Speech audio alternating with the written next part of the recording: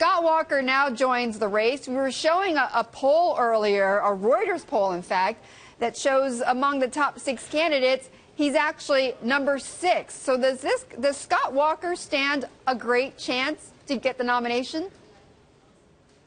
If he executes, he's going to be a top-tier candidate in this fight. He's come a long way this year. He's still not that well-known nationally. The national polls don't matter nearly as much as the state-by-state polls. You look at those early states, which have such a disproportionate impact on who becomes the nominee. He's right now the leader in Iowa. Most of the people we talk to in Iowa and our own Bloomberg Politics polling suggests that he is the odds-on favorite to win that state. But even there, he's not at 30% or 40%. He's the high teens, low 20s.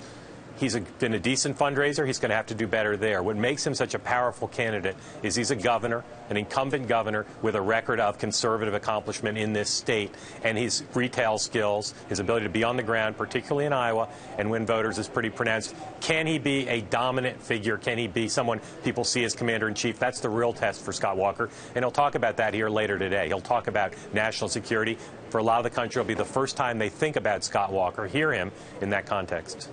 And, you know, he was well known for fighting against the unions. But Mark, you know, what are his weaknesses? I mean, hasn't he been accused in some circles of waffling on certain issues? He has changed his position outright on illegal immigration and whether there should be a path to citizenship or legal status. He's upfront about that, and I think in our politics we probably should let people occasionally at least change their minds. But he's softened or changed his rhetoric, moved to the right on things like same-sex marriage, on things like abortion. And it's in those areas where a lot of people are looking for him, particularly in the donor class. A lot of wealthy people who Scott Walker would like to have as his supporters, they're saying, can this guy be consistent? We need someone who's consistent. There's a bit of irony there, because part of what he's selling, part of what his success in Wisconsin has been based on is, I've been consistent. I've fought consistently for conservative principles. He's going to have to convince people that where he is now is where he's going to settle in and that he can win a general election. He's won here in Wisconsin, but being a pretty divisive figure. Election, survived a recall, only person ever to do that as a governor, right. And then re-election. But again, as someone who's not united this state, but pretty much polarized it and divided it. And how's he going to stand up to Hillary Clinton, who we heard from earlier this morning? How is he going to stand up to her? Yeah.